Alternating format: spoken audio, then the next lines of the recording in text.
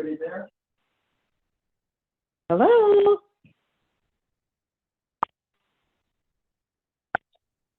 Hello, this is Cindy Titchener. I just joined the meeting.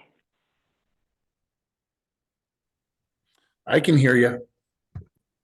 Can you? I was having trouble getting in. On the third or fourth try, I finally got in. Yes, me too, Cindy. Hey, Jerry.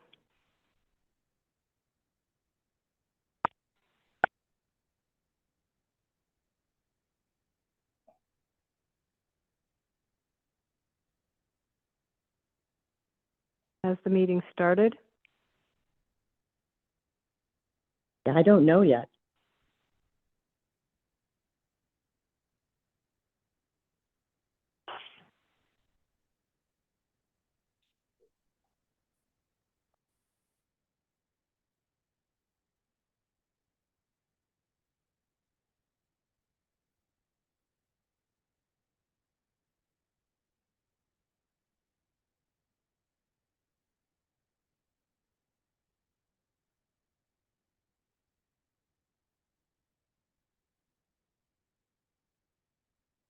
Jerry, are you there? I'm here, yeah. I This don't is know if really it odd. started- In the recording, it said that there are 16 people in attendance, but we should Yeah, just be right in on it and hearing everything in the background. I don't hear anything. I hear nothing. I haven't heard anything for, I've been on since 10 minutes to 5. I text one of I my think friends. I'm doing it on. Go ahead. Sorry. No, I text one of my friends that's there, but I didn't hear from her. There we go. Okay, it's coming. Okay, so yeah, this is Tony DeBone. I'm at the front podium. We're in a Zoom There we go. meeting, and can you do the Zoom camera from upstairs? Kind of get the room a little more. You know, you're in a second meeting. Let me see if I can. Yeah. So I want to thank everybody. I'm going to start here. We may be fits and starts just a little bit because of the technology. Last week, we confirmed that we would have this meeting. We found this location. We said, well, let's do Zoom. This started off with just broadcasting on Zoom. Now we're going to have participation on Zoom, which is fine. But I thought I'd be here 45 minutes ago setting it up. So I just let you know that's how we got here. I do have participation on the Zoom call right now. If anybody can wave back at me, confirm that you can hear me and it's happening. Okay. So as I say, I'm standing in front of the room. We have a room full and we may be able to get a different view of the room from a second login here. So I'm just letting everybody know. The topic, hunting on federal land, close to private property owners. There's the elk event that happened. It was elk shot in the Forest Service land north of Spring River Road. Lot of response to that right away. As I say, I mean, this is a hot topic, so I'm being careful with my words. And then we had a community meeting in Southern Deschutes County. I guess we are in Southern Deschutes, but in Lapine for the Newberry Community Partnership. And that's a visioning exercise, a welcoming visioning exercise for us, South County, Lapine, Sun River, everywhere in between, Three Rivers, the whole thing. And then that meeting was the next day or a couple days after that elk hunting event. And so that was where it was like, okay, well, what are we going to do about this? So I was sitting in front of the room. I said, well, let's have a community meeting. So that got us here tonight, right? So that got us to the fact that let's focus on this specific topic. It may be different points of view and a little expanded for anybody in the room here, but let's get real clear on what we're talking about, what's possible. I know that sometimes it's discussed. Go ahead, Oh, no, go ahead. As I say, if we can improve the situation here, I'm thinking everybody can hear me because of this and that. There's not a 1/4 inch. It's going to be real small. Yeah. So that says, I don't know. Yeah. Looks like headphone icon. I don't know if it's going to be both of these. But it'll pick up probably pretty well. Go ahead and plug in. I don't know if it's going to do something. So Where's your HD? we want to have participation. This is a convened meeting by a sitting commissioner. It's not a board meeting, and it's just going to be our culture of how we're going to get through this tonight. So that's where we're starting. That's where we're going. I'm gonna do a technology check. Okay, so there's a podium view from a different login. Do we still have audio on Zoom? Is there a raised hand?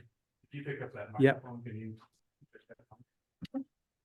Okay, test 1, 2. Yep, there we go. Picks up. Okay, so we have thumbs up on Zoom and audio now. So does somebody want to kick off and share? As I say, this is convened by a commissioner. It's not a board of commissioners meeting. It's not, an official decision. We're trying to come up with actions. So I'm just curious, what agencies are represented here? Oh, sure. Yeah. In fact, we've got a couple folks right here. And as I say, I'm even a little bit more prepared than this. It was just trying to get up to speed. We do have Oregon Department of Fish and Wildlife and Oregon State Police in the room, and Forest Services remote with us right now. We could maybe just do introductions around the room. Pardon me, I'm gonna get my notes.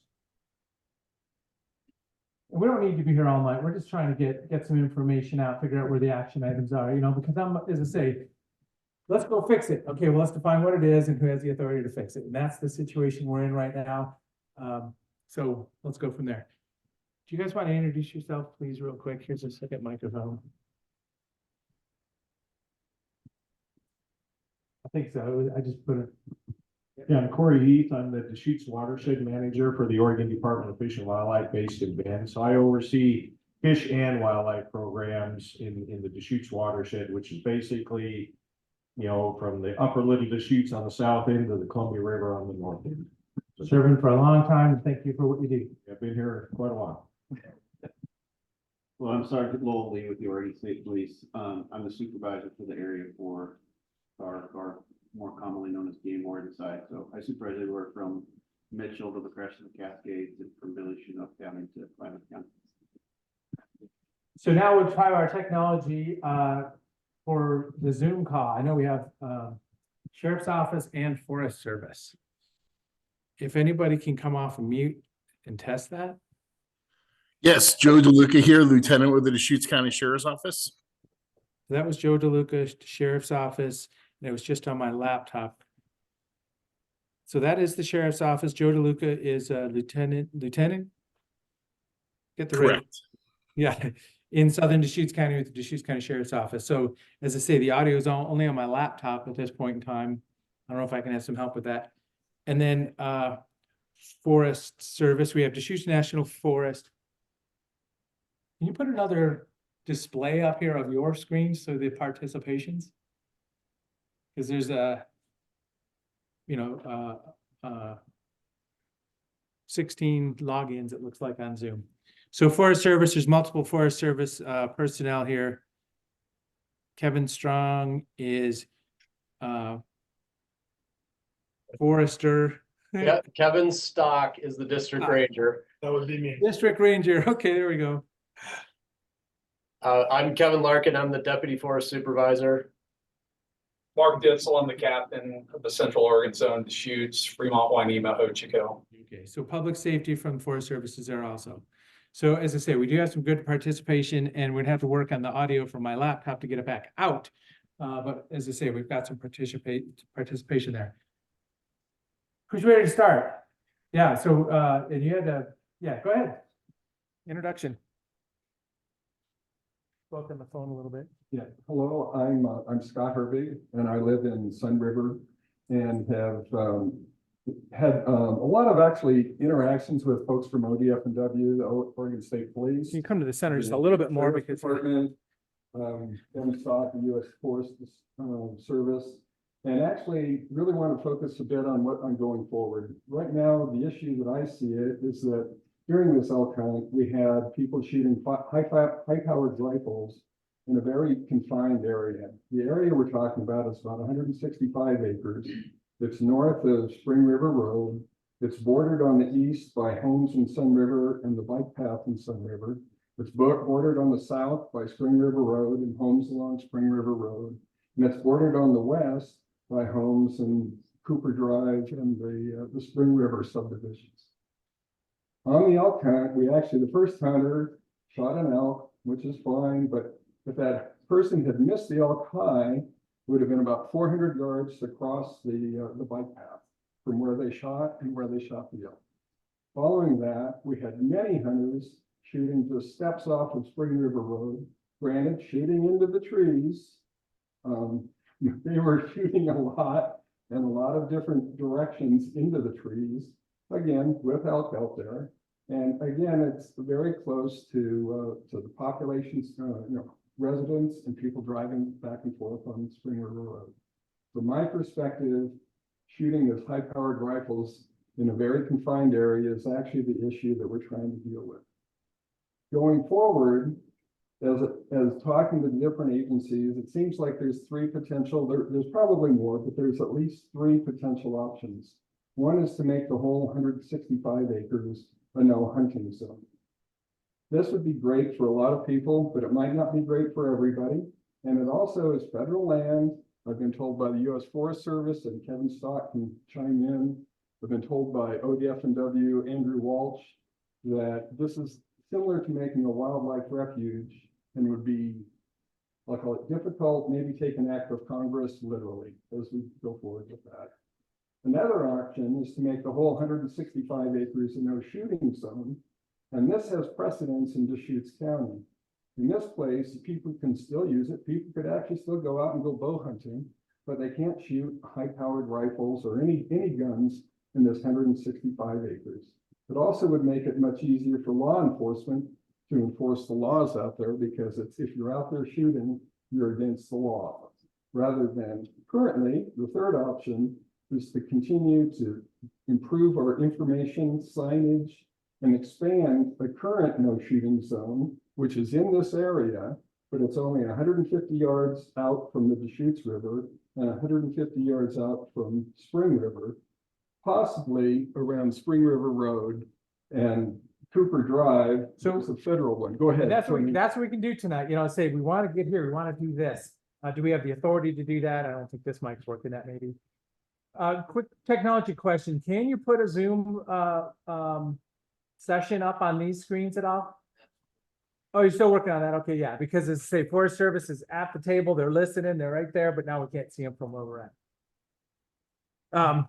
Can you? Commissioner, I turned that mic off. Oh, okay, is that what it was? Because there we go. Thank you so much. Technology. All right.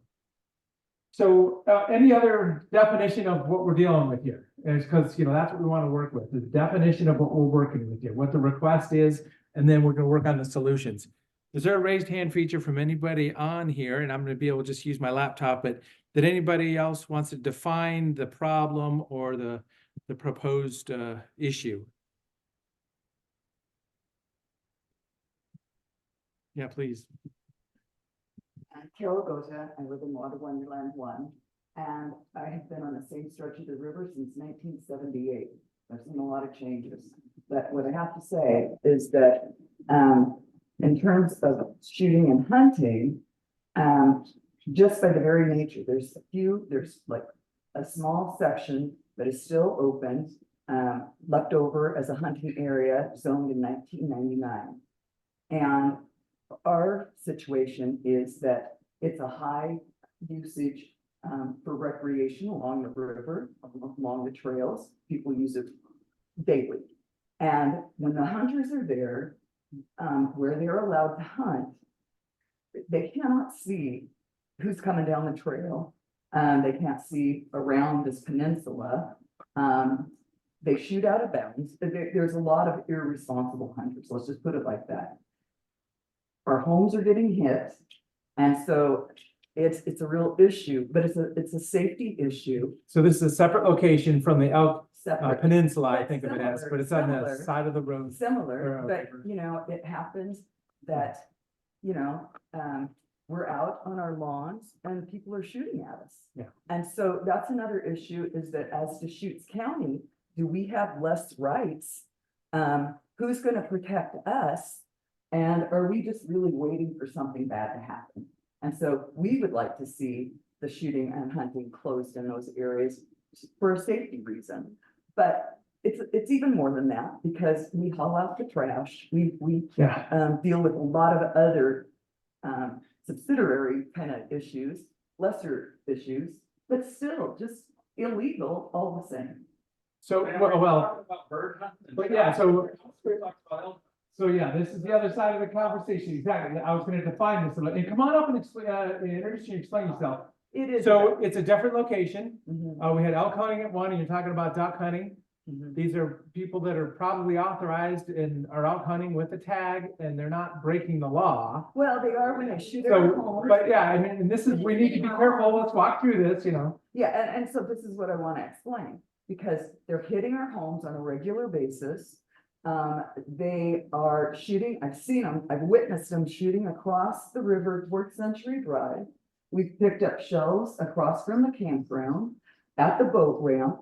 Yes. So they're hunting out of bounds as well. So, from a show of hands, is this the hot topic that some people are here for? Yeah, okay. So, and this is a separate one than the elk event, so I'm just pointing out what we're Yeah, talking about here. right. So that, I mean, it helps to define what we're even talking about. And I've been in your living room, or was it your neighbors? Yeah, so I mean, I've been there, I saw exactly, we went around and I was on the peninsula there too. So, that's the definition of two scenarios, federal land, both of them, hunting on federal land, that's why the name of this event tonight. And, at this point, then we figure out, okay, where do we go if we're gonna do something about it, right? So that's where I'm thinking, let's have this discussion. How's the technology going? Anything, are we, is the audio working remotely still? You can hear us? I hope so. Audio, yes, anybody? Wave. You're doing well, Tony. Okay, thank you so much. So, so now, as I said, I did my homework a little bit.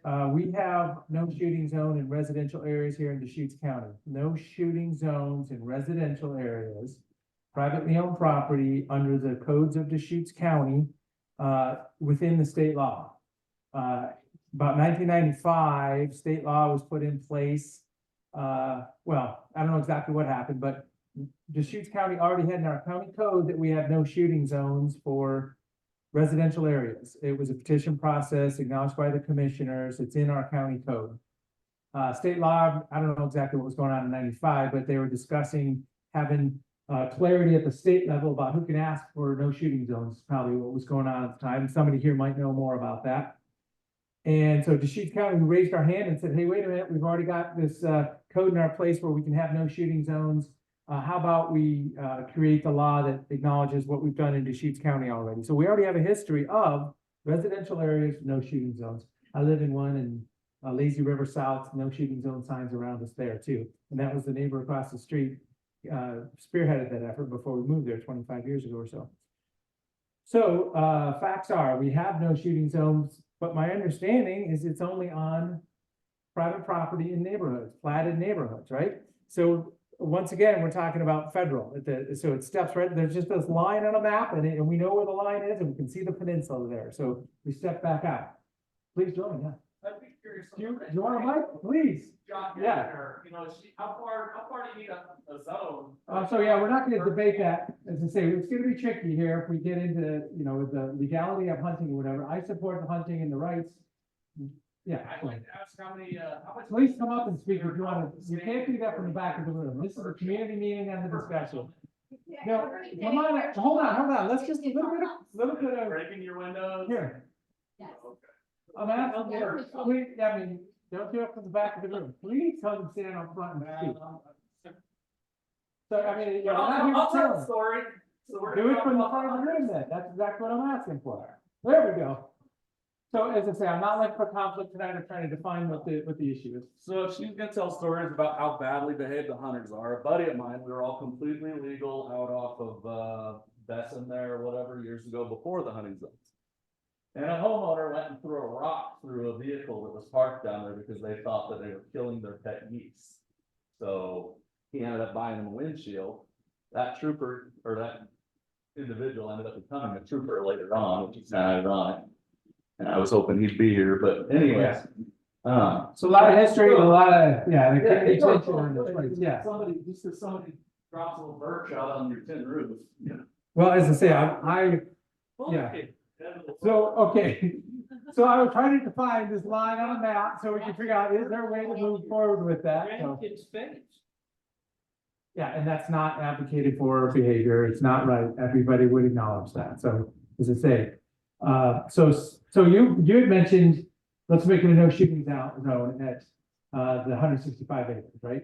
Correct. Do you think there's a path in state law for the state to do that on federal land? See, because I'm not seeing that yet. I mean, if there's, we might need some help with that if we're gonna get there. Well, Yeah, well, this is, yeah, I mean, hopefully this is So- action. So I'm not an expert, but there actually is a no shooting zone on federal land, right along the Deschutes River and Spring River. And I would use that as the precedent going forward, working with, county council on Deschutes County, talk with them.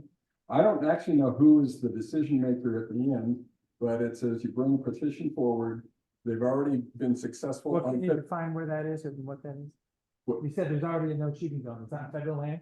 It's on federal land. Where is that? It's along that, it's in that 165 acres, 150 yards Okay. west of the Deschutes River and 150 yards south of Spring River. Yep. In that 165 acres. Okay, yeah, as I say, I wish, we've got Forest Service right here for us. As I say, we're just technology wise, it's We not gonna actually work too have well. ODF and W there that I'm pretty sure you could. Can you explain that?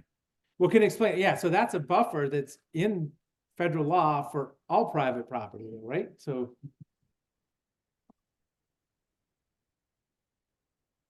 Yeah, it's a shame that the Forest Service can't jump on here. So what he's talking about, and he is correct, there is some Forest Service property that are in the county no-shoot corridor.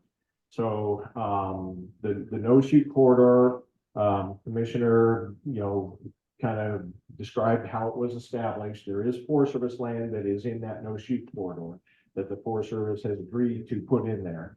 Now, if you can get them on, they can explain it better than I, but. So some of I'm the on, which is Federal one. laws have changed Maybe at that's- that point, the Dingle Act and stuff like that, in terms of creating new federal land no-shoot corridors. So there has been some change since those old Forest Service parcels were included in the no-shoot corridor.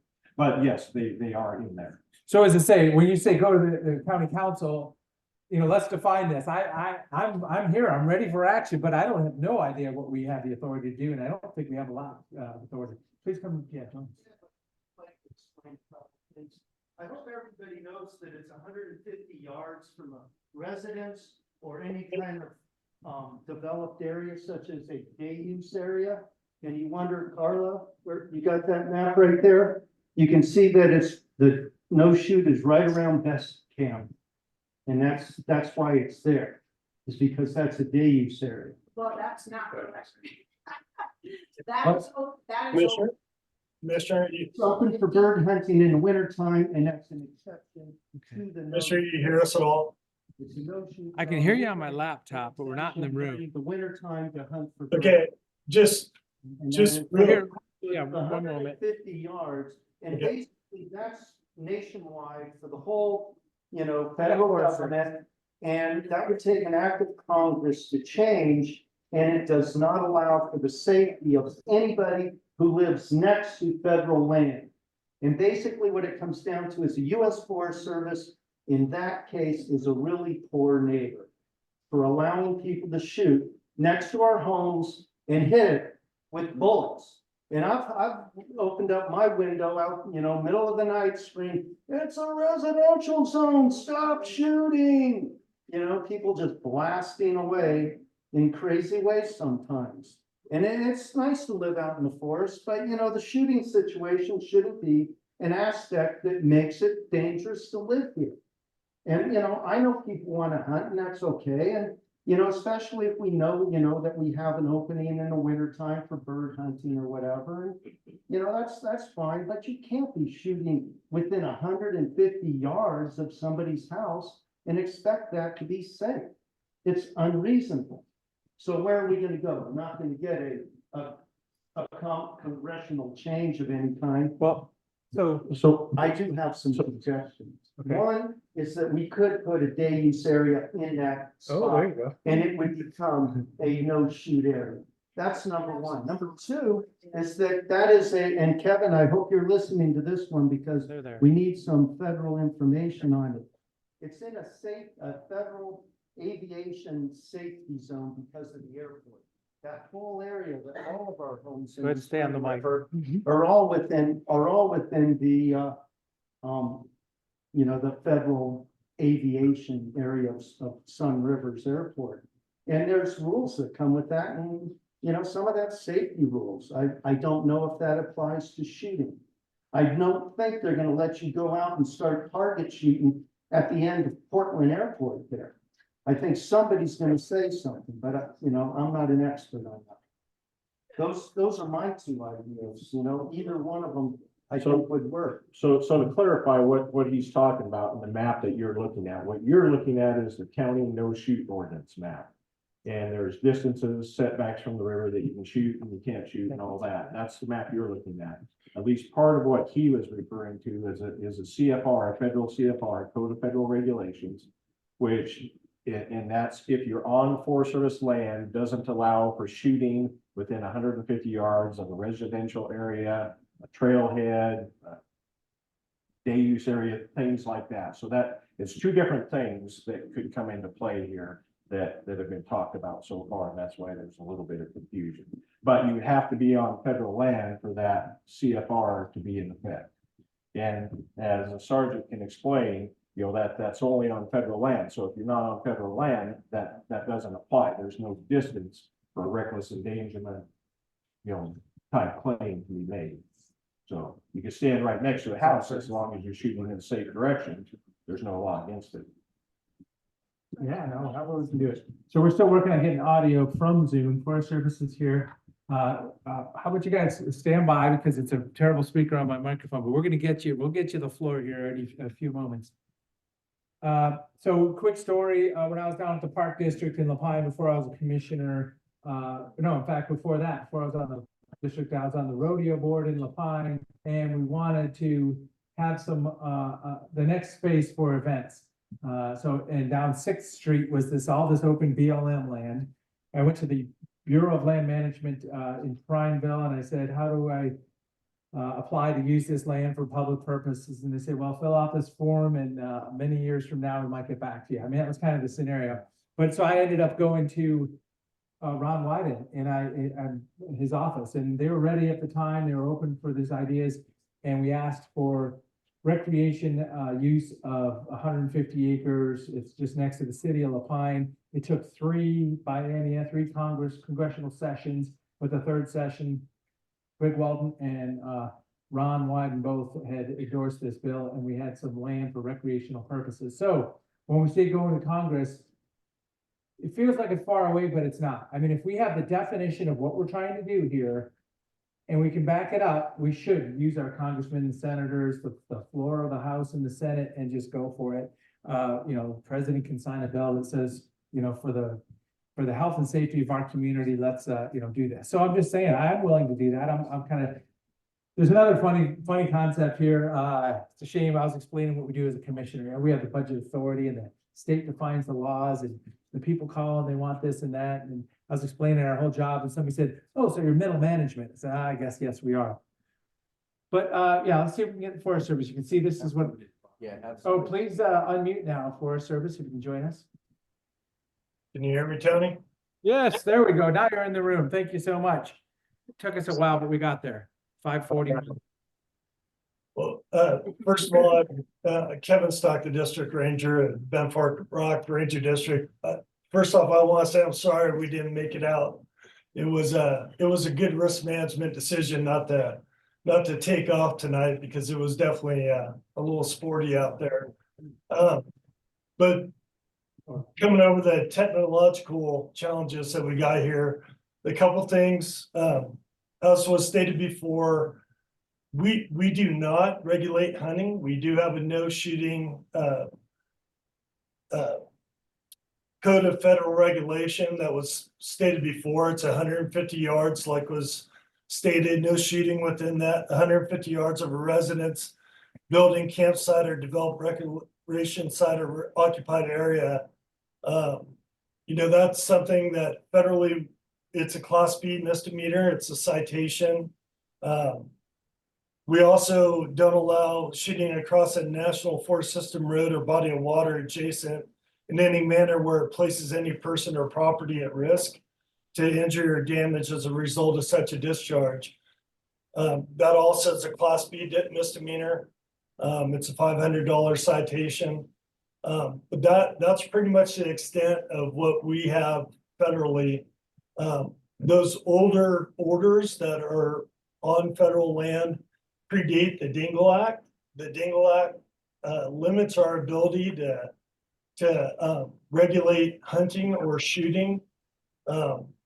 Anything past this point, additional changes to shooting on federal land requires a pretty large collaborative effort. We have to have buy-in from all the groups that this change needs to happen, or most of the groups, a pretty good representative of folks out there, users that agree that this change needs to happen. And then there's a process that needs to go through. So anyways, that's short and sweet, but that is basically the federal avenues that we have in our toolbox to regulate that use along the forest. Sure, and here's Mike. So my question is, could you please explain the Dingle Act when it speaks about emergency closures for safety reasons, for safety just in general, please? So you've gone down that path and studied that a little bit, Carol? Okay. Yeah. So justification for safety. Sure, the Dingle Act does have a number of clauses in there, one of which is to institute a short-term closure, an emergency closure for safety reasons. It is a pretty extensive, long process to get there. As Kevin alluded to, there's multiple stakeholders that need to be involved and support it, and has to go all the way up to Washington, D.C. and back. And the key that really puts a little bit of a poison pill in that is that you're limited in the duration of an emergency closure, and you are limited in the number of times you can renew an emergency closure. I believe it's a maximum of 6 months and renewable up to 3 times. Don't quote me on that. But it's very limited compared to, let's just say, the return on investment that would be required in order to implement something of that nature. That we spoke about the emergency closure, talk about just the safety issue. So, yeah, emergency closure, but safety, Just there's a clause for safety, something? a difference between an emergency or temporary closure versus one that is just safe. Well, so let's take a half a step back then. So you've studied this and you've kind of gone down these paths, correct? I mean, I'm not paths, but yeah. I'm not an expert, but I do, the way I think Yep. of it is that there can be decisions made when it is strictly about safety, and it doesn't have to go through the whole Dingle Act process. So that, okay, but that's a good ask then. So you're saying, is there another path without going through the Dingle Act process up to the? Well, it is part of the Dingle Act. Okay. It is part of the Dingle Act, but they have a specific clause in there that says that there can be closures for safety reasons. Can be closures that for safety. That having to go through. Yeah, I mean, so they're gonna pick it up in the room and then have time. Kevin, did you hear me? Okay, so you spoke about the, I don't know which way I should phrase. You did speak about the emergency or temporary closures, but I'm talking about just the path that you can use for safety reasons only, where closures can be made. Could you speak more about that? Sure. Started out with the great news. It's I believe it's a 29-step process that has to be undertaken, and it includes everything from posting a notice in the Federal Register to putting in a notification to the Office of Management and Budget, a completely different agency in Washington, D.C.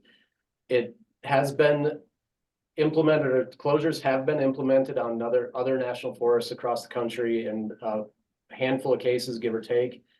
Those have been typically years-long processes and really have been driven by community consensus, as we've alluded to here, really because of the sensitive nature and the number of times at which there are opportunities for public comment and involvement and potentially litigation. The only places that have been successful have really started with broad community support And then it had that really committed community that stayed with it for a number of years. So it's not impossible, but by design, the Dingle Act makes it a tremendous challenge to implement a closure, because the Dingle Act, in part, its purpose is to encourage and expand the use of recreational hunting and shooting on National Forest System lands. That is part of the public purpose of that law. So they've left a door open, but it's a very, very challenging door to walk through. So, yeah, I mean, let's get some thoughts here. Come on up and grab the mic. Well, yeah, let's give other people opportunities. So my thought is though, community consensus, working together on this, including, hunting folks, private property owners, any interests, and making sure everybody understands, okay, this is a high priority and we do support it as a community. So. Hey, Kevin, Keith Hadley here. I know you're familiar with this. It has to do with the Custer Gallatin that closed 3 or 4 areas in National Forest. It's not working. Both of them went down, it sounds like. It's working. Go ahead. Hello? Not working? Test. The lights are on down here. You have to hold it on or? Can you hear us probably from the laptop? You're better now for sure. You got me, Kevin. Got me? Okay, so you're familiar with the Custer Gallatin that closed 3 different areas. You got the Medicine Bow National Forest closed very large areas in here. You have the 2 national forests in Colorado. You have one in Arizona. And so they're all successful. And there's other ones that are successful in closing, going through the Dingle Act process. Okay, I don't know why we're not involved with that, because we've asked you to do that for several years now. And you keep telling us that you can't do that. Well, you know that you can do that. We're talking about the safety of residents where their houses are being hit, as you know, by gunshots from people in this area.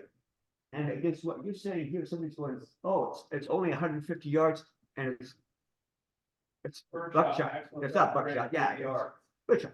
It comes that far, 1996, the guy was blinded by that. Here.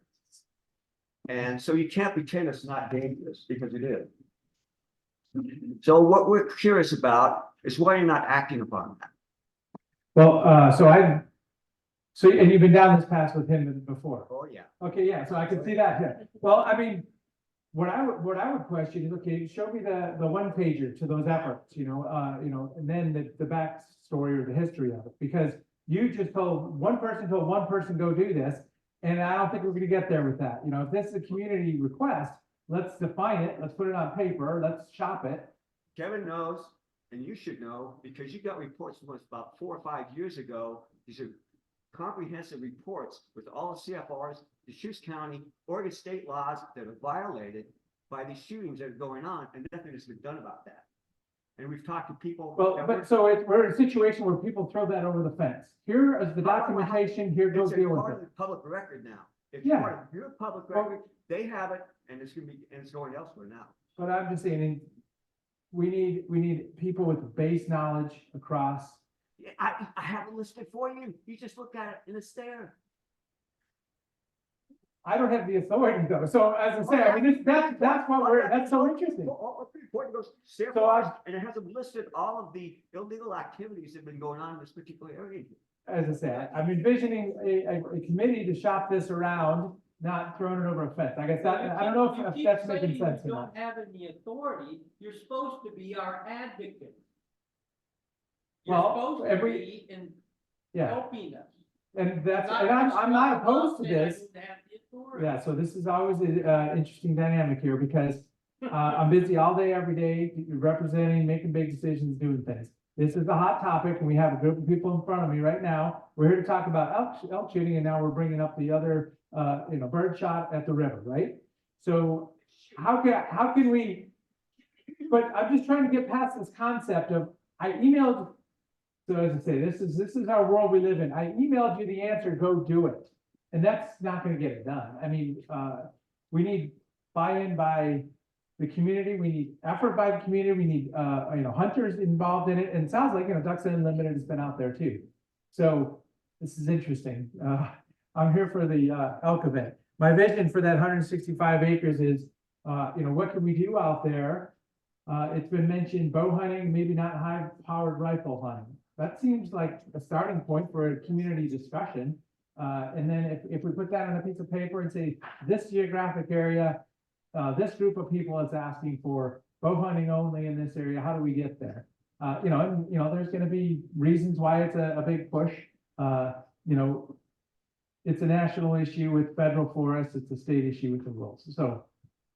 Yeah, and we don't need to go out all night, if we have a pretty good definition, that we have two different areas, two different specific things, both of them are state land stepping into federal. Kevin, thanks. Thanks for joining us tonight. Just a. Kevin, thank you for joining us tonight. I'm Scott Herbig. I live in Sun River. And I do want to, I want to go right to what you said. How do we do this? So my understanding right now, well, we'll see. I think it's correct. But right now there's a Deschutes County ordinance of no shooting on a portion of that 165 acres that we were talking about. And how did they do that? And how would we go about, from your perspective, since you're the landowner, to create well, okay, I'm the landowner. Okay, we're all the landowner, but you're in charge of the land. How about that, Kevin? I'm really looking for input from you on how do we do that? How do we create a larger Deschutes County ordinance that covers the whole 165 acres? So it's, how do we do that, please?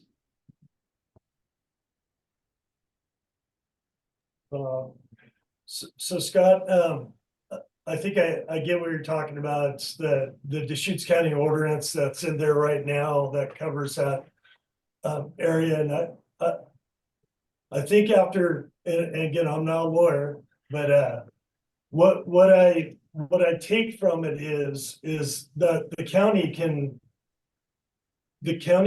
have ordinance that doesn't cover something that the Forest Service already covers. And if I'm wrong on this, Mark, let me know, but we don't regulate hunting, we regulate shooting as based on the CFRs. Hunting is regulated by the state. ODF&W is responsible for hunting rules. Across even on Forest Service land, all hunting related activities are done through the state on that. They have the jurisdiction on that. And I believe that I think this is why it worked in the past, that the county's ordinance that's along the river there is a no hunting ordinance, not a no shooting ordinance. Not 100% sure on that, but that's the way I've been reading it. So that may be an avenue. Yeah, please explain that. Yeah, is this one live? Yes. Hello, this is Carla Borovica. I live directly across from the peninsula. I was instrumental of the resident who did work with Walt Slower at the Forest Service, Dennis Luke, County Commissioner in your position. I worked with the Oregon Department of Fish and Wildlife, the Sheriff's Department, and the Hunters Association. And we scheduled not even that many meetings, but we had several meetings. I had the same concern, shot falling on top of my roof was my kids were out in the yard.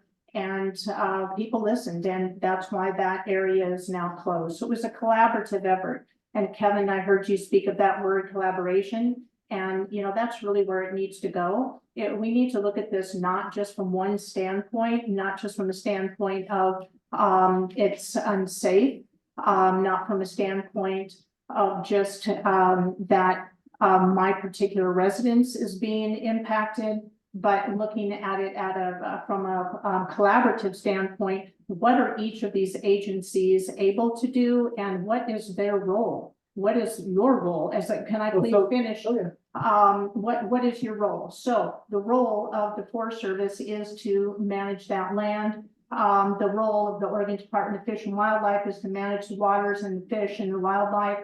And then we have the Sheriff's Department that's managing the laws and that. So I just we've talked a lot about the safety issues. When I stand in my yard and people with that morning, of course, I saw a group of men, in a side-by-side, 2 in the front, 3 hanging out the back, all with rifles in their hands, came down into my driveway. And I asked them, I mean, are you guys just scouting, or there's no hunting right here? And they were like, oh, no, and just turned around and drove back, out. It's clearly right in front of my property is where the elk cross historically. They've been 50 of them in my yard in the morning. So I know those elk, and I know that we protect them all year long. We don't cut down the sides of the river and protect it from wildfire, because that is the travel area for the elk. So all year long, we're taking care of those elk. And then there's this one period of time during elk season where I think we failed them in that particular piece of federal property is what I would consider canned hunting. Canned shoot is what I would call that, a canned shoot. There's no hunting even involved, because the people are surrounding those elk in a place where they are not able to escape. They cannot go out through the marshland and cross over onto the bike path, because that is very deep part of the river. They cannot go and jump over the fence at Spring River Road, because there's continuous traffic and they know that that's not safe. They cannot jump into the neighbors' yards along Cooper, because there are people there and roads. And then the people that were surrounding them at the end of the peninsula, where there's the confluence of Spring River and the Deschutes. So if we're looking at a collaborative effort at this, we can talk to the Department of Fish and Wildlife. And, is this particular 165 acres a really good place for rifle, for hunting elk, hunting deer? It's not like we're limited in having anywhere to shoot those elk. Right over Highway 41, they cross and they go up into the high country. There's many places that people could safely shoot those elk. And I think a brilliant idea was brought up about creating with the Forest Service hand in hand a wonderful marshland pathway that walks out into that marshland area that could be a pull-off, and people could learn about that. So I think we need to take into consideration not just the safety of people, but the ethical nature, and that the Oregon Department of Fish and Wildlife is responsible for creating legal and also ethical hunts. The land was at one time used for artillery. There is another concern out there. We get letters, all of us in the neighborhood, telling us that there's a possibility that there are still, mortar, and that area was in itself a whole lineup of artillery there. So what is the danger of somebody being out there shooting on that land under that, precedence? The other is, Kevin, the Forest Service did close Spring Riverside of the waterways to that no shoot area because of the Wild and Scenic River Act. And, that's something else to take into consideration is it, that area is really a scenic part of the Wild and River corridor on the Deschutes River. So, there's a lot of ways to look at this, but I think the biggest thing is we've got to move out of this issue as being a don't budge an inch mentality. Like if we give up an inch of, from the Dinglac saying, the spear from the Dinglac, if we give up an inch, then people are going to then want to close off this, close off that, no hunting there. I think we need to get away from that mentality. And I think we need to be open-minded and as a community, look at how best that land that our stewards protect, how best it can be used. Thank you. Thank you very much. So back to the beginning of this, it was stated that the county has a overlay or no shooting or no hunting zone something. I don't understand that. I mean, am I missing something? Yeah, please. I mean, Well, I'd like to have. please, keep it simple. This this is how you do it. Evidently, this is what I heard from the Deschutes County Council. Well, actually, this is the CFR. But I was actually hoping, sorry, I forgot your name, Mr. OD up and W. I've been talking to Andrew. But currently with the ORS 166-1711, through that, there has been created a no-shoot zone on the federal land that's in this peninsula. It's 150 yards along the Deschutes River, away from the Deschutes River, and 150 yards away from Spring River. So currently, there is a no-shoot zone within that peninsula. Am I correct? Yes. The ODF and Can we expand it to 160 yards? No, but I mean, that's why I don't think we have the authority to do that. Can we expand it to actually to 350 Yeah, whatever, yards? but I mean, If we expand it to 350 yards, then the whole area will be a no-shoot. can we expand it an inch past 150 yards? Because that's my understanding, it's a 150-yard buffer is federal law, and it's been defined in that area. Can we expand it? No, this is the Deschutes County law and this federal law, so there's two Yeah, different so ones. this is what I tried to explain earlier. So there's two different rules in play here. The no-shoot corridor was established by the Deschutes County Commission years and years and years ago in response to several of the similar concerns like you've heard here tonight. 150 yards, certain times of the year, certain areas. Yeah. So it's Sun River, this is Sun River. Up and down the river. Down the river corridor, follows the river corridor. So how does it branches extend off to the onto next the bigger Deschutes. than that? And it goes all the way down to the Pine State Park. So that's the county no-shoot corridor. Years ago, the Forest Service, prior to the Dingle Act, was able to include some Forest Service lands within that no-shoot corridor. So that's why there are some private lands and some Forest Service lands included within that. So the distance, the 150-yard distance that we talked about earlier, there's a different CFR, Code of Federal Regulations, enforceable by federal law enforcement, the Forest Service,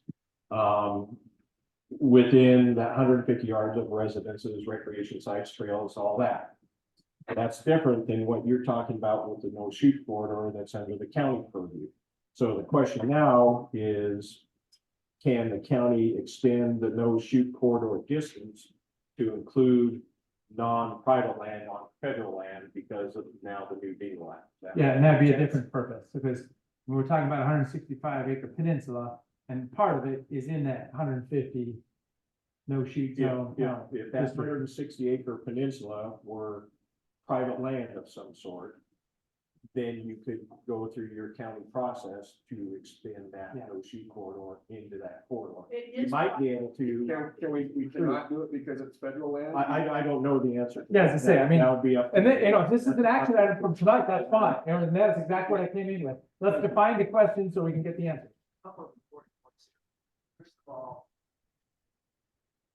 First of all, 150 yards, I believe, from what I remember, the 150-yard was set with CFRs in the 1930s. Now, if you're familiar with ballistics at all, you know the cartridges have changed. They have changed tremendously. And I've looked at some of the distances that some of these different shotgun shells travel, depending whether you're using BB shot, whether you're using ACE or what have you. And if you do look through the NRA records. You can just talk to me. I mean, we're not conflicting with, I mean, I understand, but So- let's share this with the world. So essentially, I forgot what I was gonna say. Sorry. I was just trying to keep you the tension down. So, yeah, look at, and you can get the information from the NRA. And So you're saying from the 30s to they now? go way, different way technology. beyond 150 yards. And the other thing I found out was kind of interesting, that's 450 feet. Willie Mays threw from the center fall into plate and hit that 450 feet with his arm.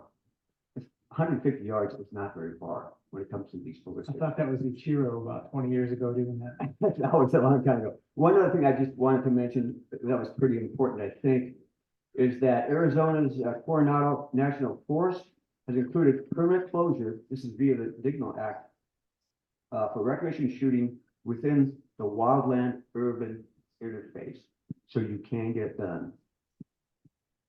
And they Okay, have so- done it. So, as I say, I mean, this is a discussion tonight about defining what's going on, looking for action items. Do we have any way to expand this discussion here tonight? I mean, anybody else? People shooting at ducks or shooting shotguns, shot, your range is fairly limited and not very far. And so people shooting at elk or shooting high power. Yeah, so, the definition of the two is very different.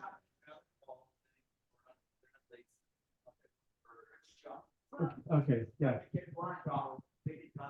Please. Well, if some bad actor didn't follow the rules that you had in place already and went into where they weren't supposed to shoot, then I don't know what it does. That's not a good hunter. It's not a hunting, it's not hunting, it's shooting that people are doing. Hi, my name is Christine Thomas. I'm the executive director for the Sun River Area Chamber of Commerce. And one reason I'm here is because I want to get educated. I think there's a lot that I don't know. I'm an avid hiker. I'm a rookie mountain biker, really bad at it.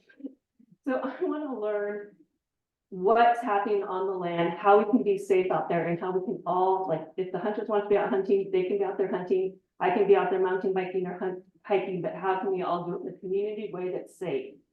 And I think that's the first thing we need to start with is how can we all pursue what we enjoy pursuing in a safe way, also by being educated?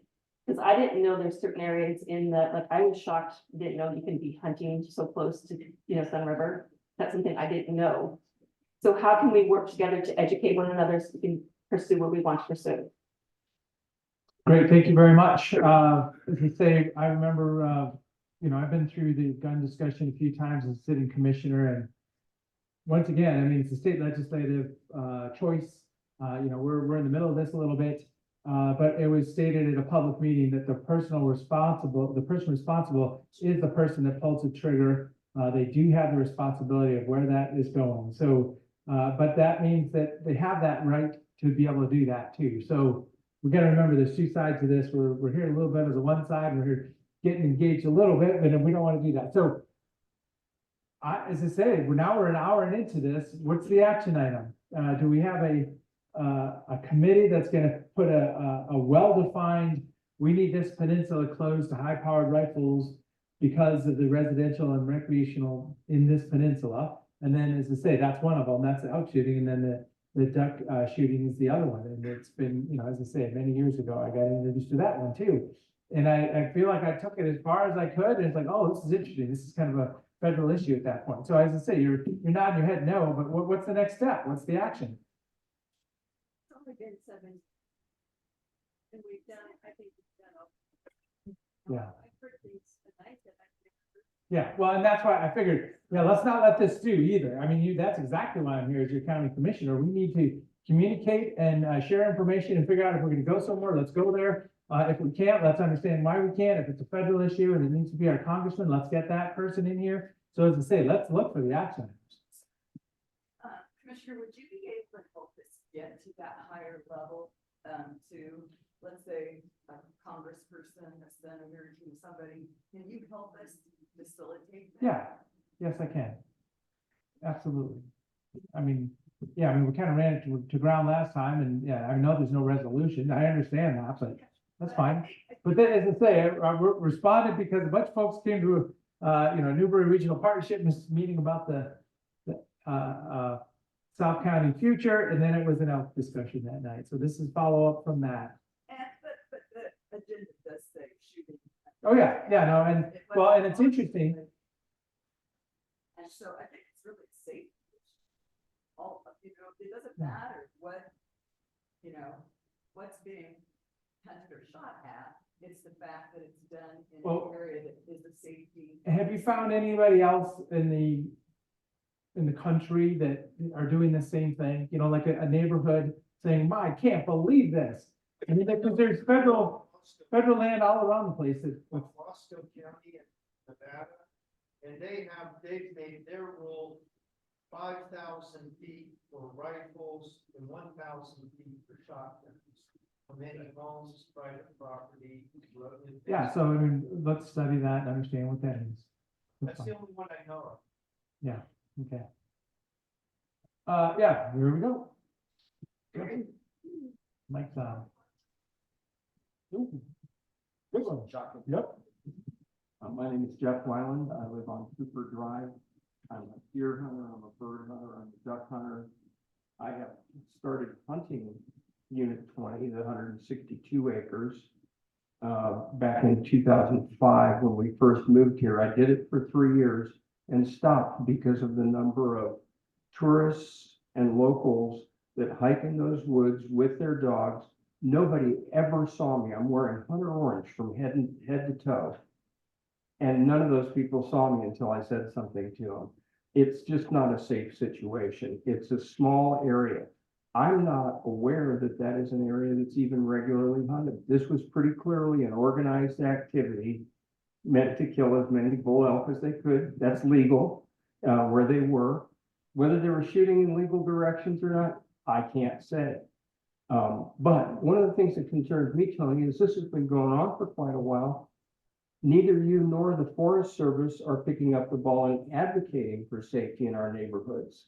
You know, you've got this kind of generalized, let's get everybody together and get everybody's input, but it's not their neighborhood. Well, we gotta be careful about advocating for safety though, because then we're saying that somebody else is authorized legally doing something like hunting and taking an ethical shot, hopefully, that they've done something wrong. So that's why I'm right in the middle of this. I mean, advocating for safety means somebody else is making you unsafe, and that other person may not be thinking that they're making you unsafe.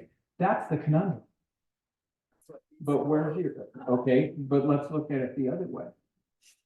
If somebody is making you unsafe.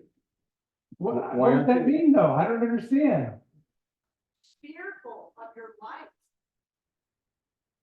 Like getting behind the wheel, like getting in an airplane. I mean, so think about this. This is, you know, it's throwing it over the fence and saying, I feel like something, so you need to go do something. So this is why it's such a touchy subject.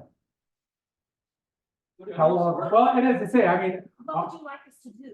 What are you asking us to do? I'm oh, not well, hoping so to for do this, I mean, if we want to take a well-defined map, put a, you know, a dotted line on it and start shopping around, go to Washington DC, say Congressman Benz, I think is for the area here.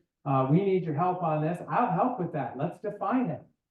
You know, if we're gonna go, talk to the governor. defining it. You keep saying that, but I want to get more precise. on what Well, and that's the problem, remember? You're saying, well, just go do it, county, go do it. Okay, well, we have a 158 yard corridor. Can we expand it to 300 yards? Does that fix the problem? It's a peninsula that maybe the corridor doesn't do. So defining I think a some of the clear language- solution there. And that's what we're having. So Tony, Yes. that sounds like an action item for you. Yeah. Talk to the county council, can that area be expanded? That's a question for the So county would you, commission. so what would be a resolution if we went from 150 yard no shooting zone down a corridor, down the river corridor to 180? Well, but yeah, so see, there's two sides to it, but to go to 180 or 200, I mean, I don't know, what's the number? Why can't we find out if it's possible for, not. Yeah, well, that's fine, I'm just you know, pointing out that if this it's peninsula is possible the next to solution. expand it, that's the first question. And I'll do that, I'll do that. Thank you. And then we can figure out the distances. Yeah. And put it. And that's the one thing that's, you know, it sounds like it's in county code about this corridor, and it sounds like there's some history here where maybe we don't even have the authority to touch that anymore because of the state and federal laws, but we'll find out. Some process, we'll push more elk into the. Yeah. Into here all the time. The wolves, and they like eating grass on the golf course, I hear too. So I have another point So, to make. okay, I would like for the If- very specific, I would like for the Forest Service to provide, through use, okay, the community with the exact steps that are required to get this done through federal law. Do you need 100 signatures? Do you need 90% of the signatures in the affected neighborhood? What is it you exactly need? You need 1,000 people in your office to take this seriously? I'm a little bit frustrated that it seems to be floating around. We need to get these people well, as I say, I together. think it's the congressional office.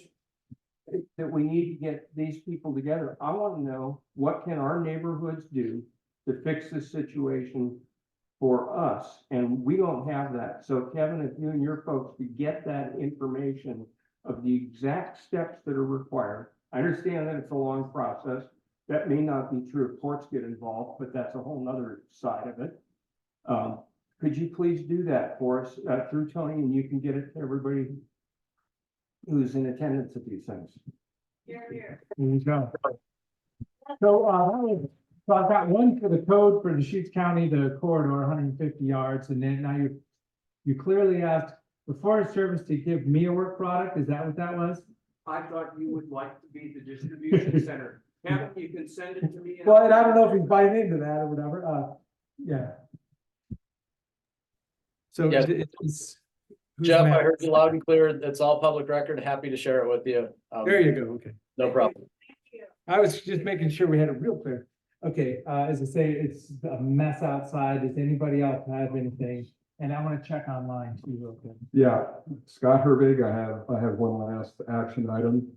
And I'm gonna put that one on me. So I'm gonna be leading a neighborhood sponsored effort and collaborative, as I heard the word from Carla, with the agencies to see what we can do to try to create a Deschutes County ordinance for the entire 165 acres. If anybody is interested, I'm going to be working on it, and I would love to have people help me. Jeff and Don Seltzer, I've been working with those two folks. If other people want to get involved, that would be great. I'm not being exclusive, but I guess being a lightning rod and that's another action. Yeah. The community is going to make some efforts.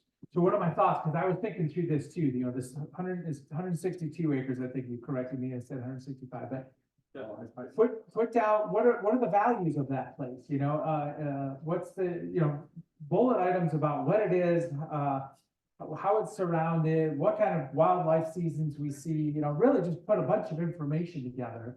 Because then people can start to see, oh, okay, I see what we're doing. Because I understand that, you know, there's a conflict for legal hunting in there, but putting analysis would be really good for that. Together a page report. It's done in ours. So I just wanted to speak up again real quick, just so people understand OSP's rule in the enforcement of this. So the county ordinance, 150 yards, that's enforced by the county. County ordinance can't be enforced by the state police, as well as the CFR cannot be enforced by the state police. It has to be enforced by by a federal law enforcement officer. There are rules in effect, and sometimes the best response to a conflict maybe isn't to look at new laws. There are laws that are in effect that can alleviate some of these issues. It takes work from all parties involved, but there is reckless endangering. There is a reckless shooting statutes. I've been here for almost maybe 11 years now. Not all the time have I supervised this portion of it, but I don't know all the calls that my guys go on, but I don't know of any of reports of reckless shooting, maybe shooting inside of the no shoot corridor. That's for the county, but somebody that is lawfully hunting, you know, they're outside of that no shoot corridor, and somebody feels that their life is in danger. I don't know of a single call to any of my officers regarding that. So these rules are already in effect, and they can go forward. My officers that responded that day with the elk incident, they looked into that and to try to determine whether there was any reckless endangering that was done. Okay. So, when we call, we call it a non-emergency. Mhm. Keep the lines clear, but that gets routed to not state police necessarily, because we make the call. When they So cross- your non-emergency phone call is to the county. That goes to their 911. It's just a different line. It doesn't log up 911, still going to their dispatch center. And they try to determine, is this a call for the county or is this a hunting call for the state police? We make calls to Andrew, Mhm. as many witnesses happening, like shooting towards Century Drive, you know, they shoot. So towards the our- gentleman in the back, so the gentleman in the back covered some of that, right? If somebody is shooting a high-powered firearm versus a shotgun, it is going to be different. Somebody shoots a duck round at you at 150 yards, it is not going to reach you. Okay, so I'm gonna explain that better, right? They shoot it directly at you, it is not going to reach you. If it's up in the air and at a 45-degree angle, it may rain down on you. Then we come into, is that really reckless endangering? Are you recklessly putting somebody's life in danger? And that's an issue more for the court. That's not for us. That's something that I would instruct my officers to write up a report and refer it to the DA's office. So, but if somebody's walking on the trail, walking with your dog, taking photos, whatever, and they are shot at, which they could easily be done, because you cannot see, it's blind, there's blind corners. That is different than what you just explained, correct? Yes, reckless endangering can happen even if somebody didn't actually see you, but there has to be some evidence of that for us to be able to move forward. So they could just say it's an accident and no harm, no foul. An accident, no. I mean, if you injure somebody on accident, that doesn't mean you're not liable for it. So when they call it, should they ask? So we also have a number that you can call, and it's on everybody's hunting or fishing license, or you can look it up. It's Star OSP. So you can call us as well. And then sometimes we do get into, is it actually a hunting violation, or is it something for the county? But are you willing to stand 150 yards away from a DP with 12-gauge shotgun shot at you? Yes. Oh, my friend, you make the trick. Okay. Houses all the time. I understand that, and that doesn't surprise me. I'm not, I understand that. I have been shot by a shotgun at 45 yards. Okay, I do know what that's like. So, I was a young kid duck hunting when that happened. So I do know what that's like, but it is, the shot that is raining down on your house is not being shot directly at you. But on the trails or on the river, definitely. It could happen, yes. I'm not gonna say it can't, but generally when people are duck hunting, they're shooting at ducks that are either up in the air or down on the water. Sometimes they're shooting at some that are more at water level. So it could happen, yes. That is a concern of ours because, this area from Maxwell Bridge to Forest Acres, it is surrounded by river meadows, Water Wonderland 1, Forest Acres, but we get a lot of people who now even come to this area to recreate because it's kind of close. They don't have to drive that far, from Bend. And it's the same reasons why the duck hunter. They could go hunt 20 minutes down the road. It's just it's convenient, but we're kind of like unable to use the forest during hunting season because it's unsafe. I can't hunt when you're in spandex pedaling down some. That really isn't constructive to this. I mean, so, I understand where you're coming from, but it is, we are in a multi-use area. And, that as long as somebody is lawfully hunting, right, there's nothing I can do to stop that. Oh, I understand. It's when they don't do it, we call and then and it's a resource issue because we don't have enough, officers who can respond in a timely manner. It makes it difficult to even. We have another hand up if we would. Hi there, you still have? You had something? Yeah, it looked like you were enthusiastic a few moments ago. Oh, There was a topic or two ago. this is a Oh. topic on your way out. I have a petition here. And And I did have a prior engagement that I've got to get That's to. fine, yeah, no, please. So yeah, it's 6:30, I'll stay a little longer, but we can wind this up. The definition of what we're talking about, we have a couple action items. Want to thank the folks that representing the agencies to join us.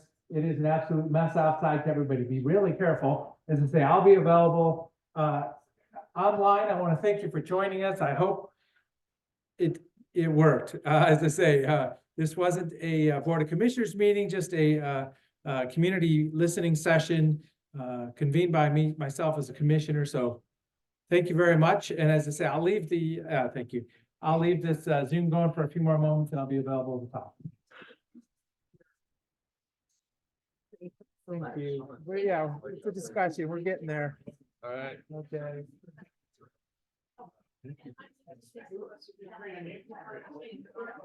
Bye.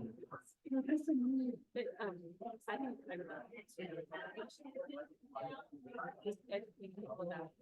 it's good that, that was your mic on there. I thought it was what it is. Well, and this is good. This is touching because, you could have totally each other here. Is that? Oh, yeah. Okay.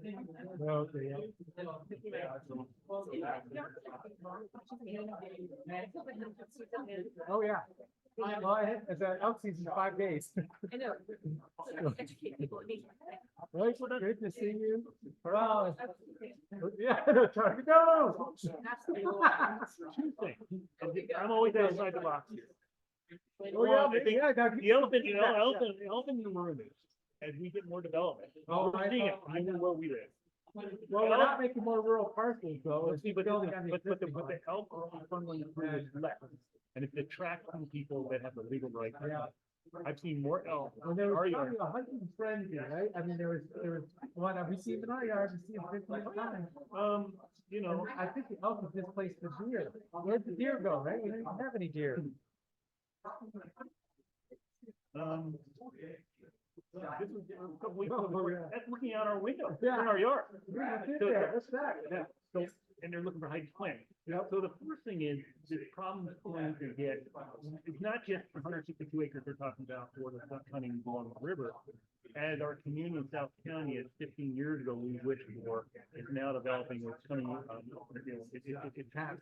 Oh, yeah, no. Sweetheart is happening. Yeah, We're gonna have. the density of Lapine is gonna be wild there pretty So soon. how do we get like a template? Let's not just fix the only issue. Let's fix them all by creating a template. Here's what we do. What's the? And then it's, I heard correctly that it's 150 yards from anything, even the county, the state, the feds have any recreation area, boat launch, that kind of a thing. Yeah, there's 150 yards for all kinds of stuff. How hard would it be for them to say, look, the community really wants a nature area there. Yeah. Let's build some serpentine trail, not cancel hunting. I know. Go grab the thing by the neck if you want, My press them first down. thought is, on the first day. Just make a nature they trail. set up right in the middle there and spend your 2 weeks there. Or make a nature trail. You know, and just get it the other way around, and then these people build a nature trail along the river, you're done. When you see the tension, it's like you ride around and like send up and find like, try not to get it pushing each other's buttons here. Oh, man. But you need to think that it is, the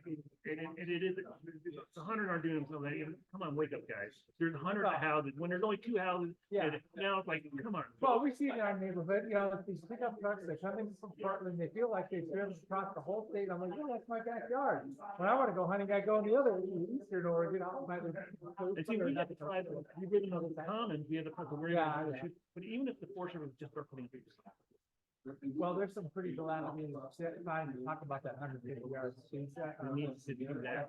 Just replace those signs. Did you know that Oregon Hunters per year has $800 million for Oregon to conservation and all that? We want to use more of their We funds. don't want to hunt, just, you know, just think tackle it. I mean- Grab the bird by the neck, not my front yard. Yes. You know, that's the issue.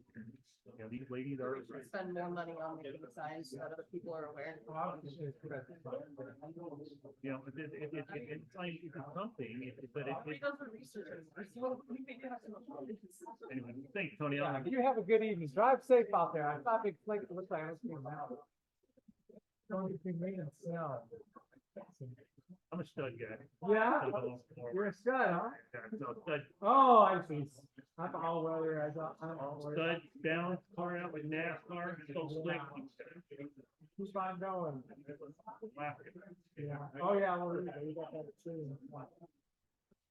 Yeah, I think we had a little smoke. Oh, I'm a drive slow and ice kind of guy. That's what I do. Drive slow.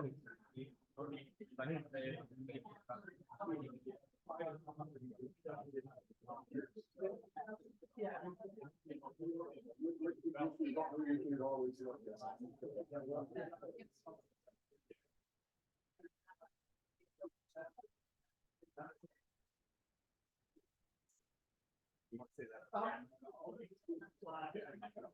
Yeah, I know, yeah. Get that sled over my shoulder.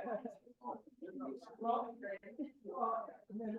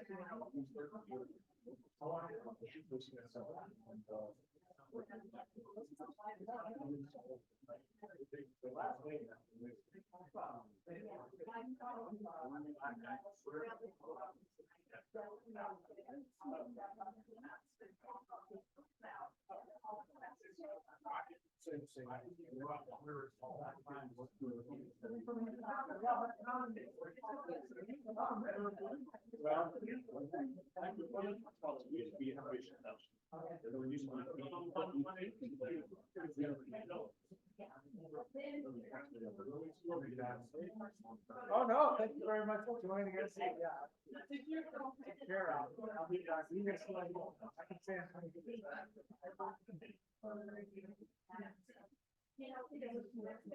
Yeah, well, yeah, so now it's warming up. That's even worse. I got a big barn, it's gonna go boom, right on the ground here, so let's see.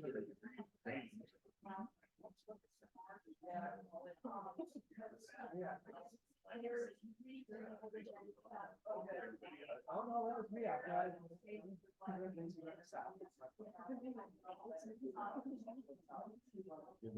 Okay, thank you. That's it.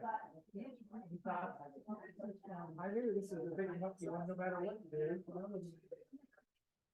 Oh, I don't it's full experience. You know, if they could come up with a way to oh, I know. So, but that was probably a different purpose. I think it's more of a recreational. Yeah. Yeah, so there's different.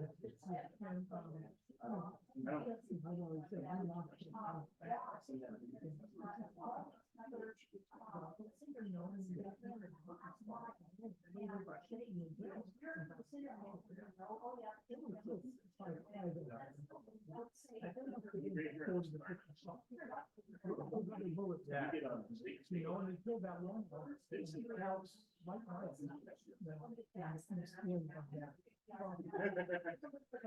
it really is. You know. Oh, Nancy called our house that day, you know, what happened. Well, I he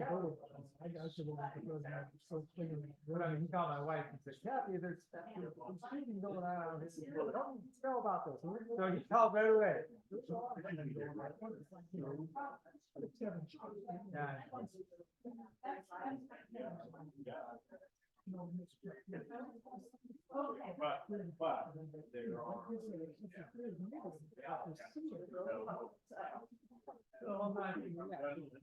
There's more. I mean, which way do you go, right? Well, you know, and I don't know, you know, somewhere just a few inches under the ground, you know. Very, it sounds like you know, the process that she is.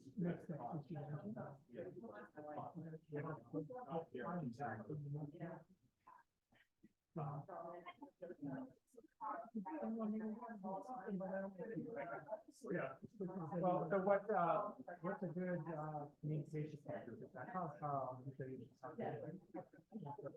Okay. But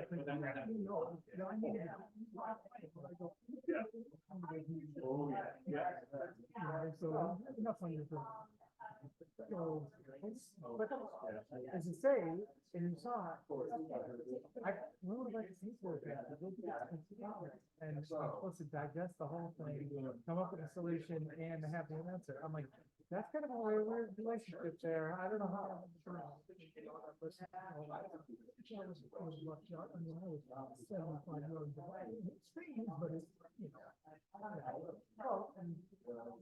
But I mean, let's say that scenario, yeah, I'm here, I'm honored to be served. But it's like, I feel about the paperwork, so I don't know, that's a weird one, right? Paperwork at the right kind of place and everything else. Well, I'm gonna say hi to Tracy here. Oh, do we still have the mics on in here? Yeah, hello. Mr. DeBone, can you hear me? Yes, I can. You're in the room. Awesome. Yep. Awesome. I promise I won't keep you because I know that you have to get going. So I just have a couple questions for you. Is that okay? Yeah, thanks for standing by. Steele Hogden's here too still. He was like, hey, what else is there to ask? And now he's gonna watch you and I. Okay. Mr. DeBone, can there clearly seems to be some concerned citizens about pretty much the shooting. Oops, I thought that was it. One moment. I was Oh, sure. trying to figure out the audio here. I thought I'd turn it out in the room. Okay. Go ahead. Mr. DeBone, can you hear me? Yes. Awesome. Already. So clearly there are a number of concerned citizens. It seems the focus is on the shooting, those bullets going across properties, possibly hitting roofs and things like that. What did you take away from the meeting? Well, so these are some long-standing issues. This is private property right on the edge of forest land, and we have this in many, many places. These are two acute situations. Remember, this was called because of the elk hunting on a peninsula, which is kind of wrapped with private property, and then the edge of Sun River. And then in close proximity is duck hunting just across the river on federal land. So there's multiple instances of this. But they're long-running issues too. Tonight the idea was to learn about very specific action items that could be taken. As I said, I learned about a little bit of the history of this 150-yard zone that was put in place many years ago. And now we're going to say, okay, well, how did that get there, and can we make it bigger for the purpose of? And then also the Forest Service obviously took an action item to learn the path to ask for either adding a recreation area, which would disperse hunting possibly, or making a no hunting zone. So we're looking for the action items right now. Gotcha. And lastly, I know it's kind of difficult to maybe tell us what your personal views are, Mr. DeBone, but what would you say? I know you support hunting, but what can you see happening? Well, as I say, there's an assumption, and there was a back and forth here in the room that you might not have saw, but you could hear an assumption that, I don't feel safe. But how do you define what somebody's actions that's legal as the thing that makes me feel unsafe? So that it's such a conundrum. It just is. I do support the private enjoyment of your private property in your home, and within so I'm right in the middle on it. That's the problem. Absolutely, I support hunting, but I would like, to be able to, sleep comfortably at night in my own home, and I want anybody in Deschutes County to be able to do that also. And then lastly, Mr. DeBone, what do you think is the first step that needs to be taken to move the conversation from where it was this evening? First step is a clear focus on, if the residents, and so because we have these two instances, if the answer is we're going to do something about this, there needs to be a core group of people that just keep taking it, keep moving it forward. And as I say, this is federal issue because it's on the edge of private property to federal. So Washington, D.C. needs to be involved.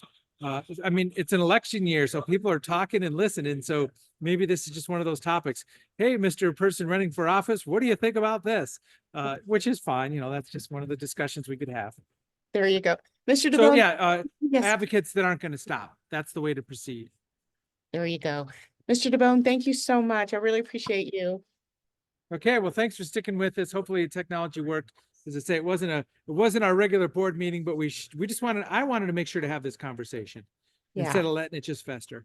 Yeah, I think there's going to be a lot of community members that will commend you for doing just that. Okay, have a great evening. Too bad you don't have to drive in the snow. We got a couple of commutes gonna have to happen here tonight. Yeah, you got it. Okay, Thank you, Mr. DeBonne. take care. Thank you. So I'm gonna end the meeting now. There's a couple more names on here, but I'm gonna end the meeting.